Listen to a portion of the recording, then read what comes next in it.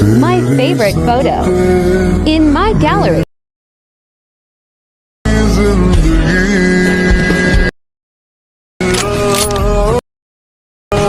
तपाईहरुले पनि यस्तै भिडियो बनाउन सक्नुहुन्छ। कसरी आज म तपाईलाई यस भिडियोमा सिकाउने छु। त्यसको लागि तपाईको मोबाइलमा भएको क्यापकट एप्लिकेसनलाई ओपन गर्नुहोला। ओपन गरिसकेपछि माथि हेर्न सक्नुहुन्छ प्लसको साइन छ। प्लसको साइनमा क्लिक गर्नुभन्दा अगाडि यदि तपाई हाम्रो च्यानलमा नयाँ हुनुहुन्छ, फर्स्ट टाइम हेर्दै हुनुहुन्छ भने सब्स्क्राइब गरेर बेल आइकन थिच्न नबिर्सिनुहोला। अब साथीहरु यहाँ प्लसको साइन छ, यसमा क्लिक गर्नुहोला। यसमा क्लिक गरिसकेपछि अब तपाईले एउटा भिडियो सिलेक्ट गर्नुपर्ने हुन्छ। यो भिडियो क्लिप चाहिँ कसरी डाउनलोड गर्ने भनेर मैले यो भिडियोको लास्टमा सिकाउने छु। त्यो भन्दा अगाडि यो भिडियो तपाईले फुल हेर्दिनु होला। फुल हेरिसकेपछि मात्रै बनाउन सुरु गर्नु होला। अब साथीहरु तपाईले एउटा भिडियो क्लिप चुज गर्नुपर्ने हुन्छ। तपाईले यसरी सिलेक्ट गर्नु होला। तपाईलाई म यो भिडियोको लास्टमा सिकाउने छु कसरी डाउनलोड गर्ने भनेर। पहिला चाहिँ यो भिडियो फुल हेर्दिनु होला। अब साथीहरु यो भिडियो सिलेक्ट गरिसकेपछि अब यहाँ फोटोज भन्ने अप्सन छ, यसमा क्लिक गर्नु होला। यसमा क्लिक गरिसकेपछि अब तपाईको मनपर्ने तपाईको ग्यालेरीमा भएको फेभरेट फोटो चुज गर्नुलाई हेर्न सक्नुहुन्छ। मैले एउटा फोटो सिलेक्ट गरेको छु। सिलेक्ट गरिसकेपछि अब साथीहरु तल हेर्न सक्नुहुन्छ एड भन्ने अप्सन छ, एड गर्दिनु होला। अब साथीहरु हेर्न सक्नुहुन्छ एड गरिसकेपछि अब तपाईले यसरी सार्नु होला। यसरी सारिसकेपछि लास्टमा आउनु होला। लास्टमा आइसकेपछि तपाईको यहाँ इन्डिङ भन्ने अप्सन छ, यसमा क्लिक गर्नु होला। यसमा क्लिक गरिसकेपछि तल हेर्न सक्नुहुन्छ डिलिटको अप्सन छ, डिलिट गर्दिनु होला। अब साथीहरु यसरी अगाडि आउनु होला। अब तपाईले तल हेर्न सक्नुहुन्छ यसरी सार्नु होला। यसरी अप्सनहरु सारिसकेपछि तपाईको यहाँ फर्मेट भन्ने अप्सन छ, यसमा क्लिक गर्नु होला। यसमा क्लिक गरिसकेपछि तपाईले टिकटकको फर्मेट चुज गर्नुपर्ने हुन्छ। त्यसको लागि चाहिँ तपाईको यहाँ सेकेन्ड नम्बरमा 9.16 को फर्मेट छ, यसमा क्लिक गर्नु होला। यसमा क्लिक गरिसकेपछि तपाईको यो भिडियो क्लिप सुरुमा चाहिँ यसलाई केही गर्नु पर्दैन, अलरेडी फिट भइसकेको छ। अब तपाईले हेर्न सक्नुहुन्छ यहाँ फोटोमा क्लिक गर्नु होला।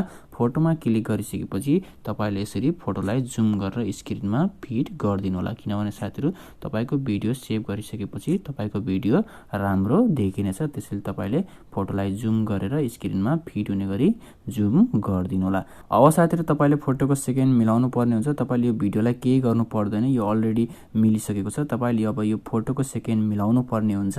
त्यसको लागि चाहिँ तपाईले यो फोटोलाई राख्नु पर्ने हुन्छ 3.5 सेकेन्डमा हेर्न सक्नुहुन्छ।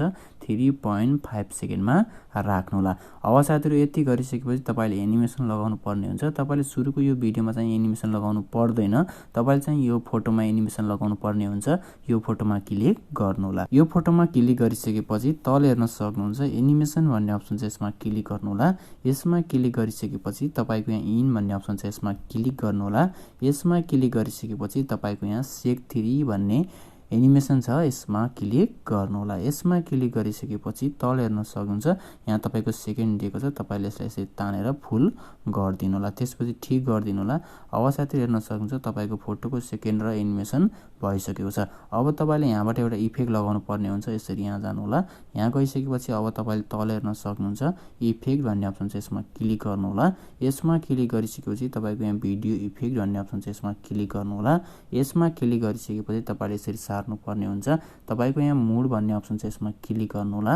यसमा क्लिक गरिसकेपछि तपाईको यहाँ मेटियोर भन्ने इफेक्ट छ, यसमा क्लिक गर्नु होला। त्यसपछि ठीक गर्दिनु होला। अब तपाईले यसलाई तानेर लास्टसम्म मिलाइदिनु होला।